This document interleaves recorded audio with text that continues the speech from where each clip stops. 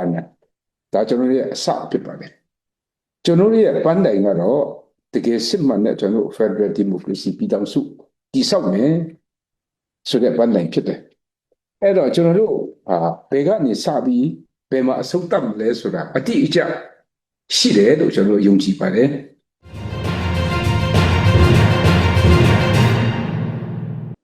တယောက်ချင်းမြင်ကြတဲ့ခေါင်းဆောင်များအားလုံးအဖွဲ့အစည်းများအားလုံးကိုမင်္ဂလာပါလို့ဥစွာနှုတ်ခွန်းဆက်ချင်ပါတယ်ကျွန်တော်တို့အနေနဲ့ဒီကနေ့အခမ်းအနားမှာတက်ရောက်ရတာကတော့ချင်းညီနောင်များရဲ့နှစ်တာဆောင်ရွက်ချက်များအပေါ်မှာဂုဏ်ပြုခြင်းဖြစ်တယ်လို့တော်လှန်ရေးမှာကျွန်တော်တို့အင်အားစုစည်းမှုလိုတယ်ဆိုတဲ့အတိစိတ်ဓာတ်နဲ့ကျွန်တော်တက်ရောက်တာဖြစ်ပါတယ်ကျွန်တော်နှစ်ပတ်လေနှစ်အတွင်းမှာကျွန်တော်တို့ဆောင်ရွက်ခဲ့တဲ့ကျွန်တော်ရဲ့အတွေ့အကြုံများဟာတန်ဖိုးမဖြတ်နိုင်တဲ့အရှိခရီးအတွက်သင်ခန်းစာတွေအများကြီးရရှိပြီးဖြစ်တယ်ဆိုတော့ယုံကြည်ပါတယ်ကျွန်တော်တို့ဟာတော်လှန်ရေးလုပ်နေတယ်လို့ခံယူထားတဲ့လူတွေဖြစ်ပါတယ်ကျွန်တော်တို့ကိုယ်တိုင်လည်းတော်လှန်ရေးသမားတွေလို့ခံယူထားသူတွေဖြစ်တယ်တော်လှန်ရေးလို့ပြောတာကတော့မတရားမှုကိုတွန်းလှန်တဲ့ဝါဟာရဖြစ်ပါတယ်ဒါကြောင့်ကျွန်တော်တို့ဟာတော်လှန်ရေးသမားတွေဖြစ်တယ်လို့ခံယူတာနဲ့အညီကျွန်တော်တို့ကမှန်ကန်တဲ့လမ်းကြောင်းပေါ်မှာကျွန်တော်တို့ရှိနေဖို့လိုအပ်ပါတယ်နောက်တစ်ချက်ကတော့စုစည်းဖို့အရေးကြီးပါတယ်ရန်သူကိုကျွန်တော်တို့ကနဲ့အင်အားအခြားသောအင်အားများနဲ့ရှင်ဖို့ဆိုတာခက်ခဲပါတယ်အမှန်တရားပေါ်မှာယက်တည်ပြီးကျွန်တော်တို့စုစည်းတဲ့ခွန်အားကတည်းကကျွန်တော်တို့ရဲ့တကယ့်ခွန်အားအစစ်မှန်ဖြစ်မှာဒါကျွန်တော်တို့အမြဲတမ်းတတိချက်ဖို့လိုပါတယ်ဒါကြောင့်မလို့ခုနပြောလို့ပဲဒီကနေ့ကျွန်တော်တို့ဒီအခမ်းအနားကိုကျွန်တော်တို့ဒီအချက်နှစ်ချက်ပေါ်မှာကျွန်တော်တို့အဓိကအားပြီးကျွန်တော်တို့တက်ရောက်လာတာဖြစ်ပါတယ်ကျွန်တော်တို့တိုက်ပွဲတွေအချိန်တော်များများကျွန်တော်တို့ဆင်နွှဲခဲ့ကြပါပြီစခန်းတိုင်းနာတို့ကိုယ့်ဘက်ကအနိုင်ရတာတို့ကိုယ့်ဘက်ကအရေးနေတာတို့အများကြီးရှိပါတယ်အောင်ပွဲဆိုတာကတော့နောက်ဆုံးအဆုံးအဖြတ်မှာထွက်ပေါ်လာတဲ့အဖြေဟာအောင်ပွဲဖြစ်ပါတယ်ကျွန်တော်တို့တူညီတဲ့ပန်းတိုင်ရှိပြီးသားဖြစ်တယ်လို့ယုံကြည်ပါတယ်တော်လှန်တယ်ကျွန်တော်တို့မတရားမှုကိုကျွန်တော်တော်လှန်တယ်ဒါကျွန်တော်ရဲ့အစဖြစ်ပါတယ်ကျွန်တော်ရဲ့ပန်းတိုင်ကတော့တကယ်စစ်မှန်တဲ့ကျွန်တော် Federal Democracy ပြည်ထောင်စုတည်ဆောက်မယ်ဆိုတဲ့ပန်းတိုင်ဖြစ်တယ်အဲ့တော့ကျွန်တော်တို့ဘယ်ကနေစပြီးဘယ်မှာအဆုံးသတ်မလဲဆိုတာအတိအကျရှိတယ်လို့ကျွန်တော်ယုံကြည်ပါတယ်ဒီလိုမှန်ကန်တဲ့လမ်းကြောင်းပေါ်သွားတဲ့အခါမှာကျွန်တော်တို့ကစုစုစည်းစည်းနဲ့တစ်ဖက်နဲ့တစ်ဖက်တယောက်နဲ့တယောက်ကျွန်တော်တို့ကနားလည်မှုအပြည့်နဲ့အချိတ်ဆက်ညီကျွန်တော်ဆောင်ရွက်ဖို့လိုပါတယ်မြန်မာနိုင်ငံရေလို့ပေါ်ထွန်းလာတဲ့အချိန်ကလေးကကျွန်တော်တို့ဟာတစုတစည်းတဲ့ကျွန်တော်ရဲ့နိုင်ငံကိုမတိဆောက်နိုင်ခဲ့တဲ့အတွက်ကြောင့်မလို့ဒီကနေ့အထိကျွန်တော်တို့ဖျို့ဖျက်ဖြစ်နေရတာဒါကျွန်တော်ရဲ့အတွေ့အကြုံဖြစ်ပါတယ်အဲ့တော့ဒီတစ်ချိန်ຫນွေဦးတော်လှန်ရေးဟာ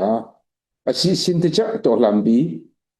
အစီအစဉ်တကျကျွန်တော်ရဲ့ Federal Democracy ပြည်ထောင်စုကိုတည်ဆောက်ဖို့အတွက်အခွင့်အရေးတစ်ခုဖြစ်ပါတယ်ဒါအခင်းအကျင်းအသစ်ဖြစ်ပါတယ်ဒီလိုအခင်းအကျင်းအသစ်မှာကျွန်တော်တို့ဟာကျွန်တော်ရဲ့စိတ်ဓာတ်ခွန်အားကာယခွန်အားလုံးကိုအရင်အနည်းပြုတ်ပြီးတော့ဒေါ်လာနေတဲ့ချိန်ထဲမှာပဲကျွန်တော်တို့ဘာတွေလိုချင်တယ်လဲဘာတွေတစ်ဖက်နဲ့တစ်ဖက်နားလည်မှုပေးရမလဲဆိုတဲ့အပိုင်းကိုလည်းဥပ္ပင်လင်းလင်းကျွန်တော်ဆွေးနွေးဖို့ဖြစ်ပါတယ်ဒါကြောင့်ခုနခေါင်းဆောင်များမိန့်ကြားသလိုပဲတစ်ဖက်ကလက်နက်ကင်တော်လှန်ရေးတစ်ခုတည်းလုပ်တာမဟုတ်ပဲနဲ့ကျွန်တော်ရဲ့အနာဂတ်အတွက်တည်ဆောက်နေတဲ့အချိန်ဖြစ်တယ်ဆိုတော့အမြဲတမ်းကျွန်တော်တို့ဒါကိုတတိချက်ပြီးမှတည်ဆောက်နေဖို့လိုပါတယ်စစ်တိုက်တာရဲ့အုပ်ချုပ်တာရဲ့နိုင်ငံရေးလုပ်တာရဲ့ပြည်သူ့ဝန်ဆောင်မှုပေးတာရဲ့ဆိုတဲ့ခေါင်းစဉ်တွေဟာတော်တော်ကွဲပြားပါတယ်စစ်တိုက်တဲ့လူဟာတချို့နိုင်ငံရေးကျွမ်းကျင်ခြင်းမှလည်းကျွမ်းကျင်မယ်ထိုနည်း၎င်းပဲအုပ်ချုပ်ရေးကဏ္ဍမှာတာဝန်ယူတဲ့လူကတော့အခြားတစ်ဖက်မှာသူ့အနေနဲ့အင်အားအပြည့်နဲ့လုပ်နိုင်ခြင်းမှလုပ်နိုင်မယ်ဒီဟာတွေအားလုံးကိုတစုတစည်းဒီစုစည်းပေးတဲ့ကျွန်တော်တို့ဥဆောင်ဥရွက်ပေးတဲ့စီမံကိန်းတွေလိုပါတယ်ဒါဟာစီမံကိန်းဒါတကယ်ကျွန်တော်တို့ရဲ့မဟာဗျူဟာဖြစ်ပါတယ်ဒီကနေ့ကျွန်တော်တို့အင်အားတွေကိုစုစည်းဖို့ပြောတဲ့အခါမှာတခါတလေမှာ ကျွန်တော်စီမှာအားလုံးအားမရပါဘူးကျွန်တော်တို့တိုင်းသားလူမျိုးတွေအသီးသီးမှာဒါကျွန်တော်တို့ညင်းပယ်လို့မရတဲ့အချက်ဖြစ်ပါတယ်ဒါကြောင့်မလို့လွန်ခဲ့တဲ့လတွေကဒီကျွန်တော်တို့ဒီကမှာချင်းညီနောင်တွေရောက်လာတဲ့အခါမှာကျွန်တော်ဥက္ကဋ္ဌကကျွန်တော်ကိုပြောပါတယ်ချင်းလူမျိုးတွေကိုငါတို့ကချစ်လေးရဲ့အတွေ့အကြုံပြောပြပါလို့သူကပြောတယ်အဲ့တော့ကျွန်တော်တို့လည်းဘယ်လိုအခက်အခဲတွေနဲ့ကျွန်တော်တို့ဖြတ်ကျော်ခဲ့တယ်လဲဆိုတော့ပြောပြပါတယ်ဒါမဲ့ကျွန်တော်တို့စုစည်းဖို့လိုပါတယ်ချောင်းလေးတစ်ချောင်းမှာရှိတဲ့ရင်းနေတတ်တော်တွေကတော့နည်းပါတယ်ချောင်းတွေ3-4ချောင်းအများကြီးပေါင်းစည်းပြီးမြစ်ကြီးဖြစ်လာတဲ့အေးရောက်ဒီမြစ်ကြီးမှာရှိတဲ့ရင်းနေတတ်တော်တွေကပိုပြီးများပါတယ်ပိုပြီးအကျိုးပြုနိုင်ပါတယ်ပိုပြီးမှကျွန်တော်တို့အကျိုးရှိစွာနဲ့ကျွန်တော်တို့ဒီအေးရောက်ဒီမြစ်ကြီးကိုအသုံးချနိုင်တယ်လို့ပဲကျွန်တော်ရဲ့အင်အားတွေအကုန်လုံးစုစည်းလို့ရှိရင်ဒါနိုင်ငံလုံးကိုကျွန်တော်တို့အကျိုးပြုနိုင်တဲ့ဝန်ဆောင်မှုပေးနိုင်တဲ့ကျွန်တော်တို့မြစ်ကြီးတစ်စင်းဖြစ်လာမယ်လို့မျှော်လင့်ပါတယ်ခုနပြောသလိုပဲကျွန်တော်တို့တိုက်ပွဲတွေအများရှင်ရွက်တဲ့အခါမှာကျွန်တော်တို့ရဲ့အရေးအမြစ်တွေဘယ်လောက်လိုအပ်တယ်လဲဆိုတာလည်းကျွန်တော်တို့လက်တွေ့သိပြီးသားဖြစ်တယ်ဒီလိုကြီးမားတဲ့အရေးအမြစ်တွေကိုလည်းတစ်ဖွဲ့ချင်းကျွန်တော်တို့ပြည်နယ်တစ်ခုချင်းအလိုက်ကျွန်တော်ဆောင်ရွက်နေလို့မရပါဘူးအဲ့တော့စုစည်းဖို့လိုပါတယ်စုစည်းတယ်လို့ပြောတဲ့အခါမှာကျွန်တော်တို့ CRPH ဥက္ကဋ္ဌကြီးခုနမိကွန်ပြောသွားလို့ပဲဘယ်သူကအထက်လဲဘယ်သူကအောက်လဲဆိုတဲ့အတွေ့အခေါ်တွေဟာကျွန်တော်တို့ကိုခဏခဏအနှောက်အယှက်ပေးပါတယ်ဒီလိုဟာမျိုးကိုတမင်တကာကျွန်တော်တို့အဖွဲ့ခြားသေးကိုခေါင်းသေးကိုရိုက်သွင်းတဲ့ဟာတွေကိုကျွန်တော်နားထောင်လို့မရပါဘူးအဲ့တော့စုစည်းရမယ်တာဝန်ကိုယ်စီရှိတယ်ဆိုတဲ့ဟာကိုလည်းကျွန်တော်တတိချက်ဖို့လိုပါတယ်ကျွန်တော်တို့ခုနပြောလို့ပဲကျွန်တော်တို့ရဲ့တော်လှန်ရေးဟာအဆုံးမှာကျွန်တော်တို့တကယ်ပဲ Federal Democracy ပြည်ထောင်စုကြီးကိုတည်ဆောက်မယ်ဆိုတဲ့ရည်မှန်းချက်အတိအကျရှိပြီးသားဖြစ်တဲ့အတွက်ကြောင့်မလို့ဒီကနေ့ကျွန်တော်မမိတ်မတုံသွားဖို့လိုပါတယ်နောက်ဆုံးအနေနဲ့ကျွန်တော်အနေနဲ့ပြောချင်တာကတော့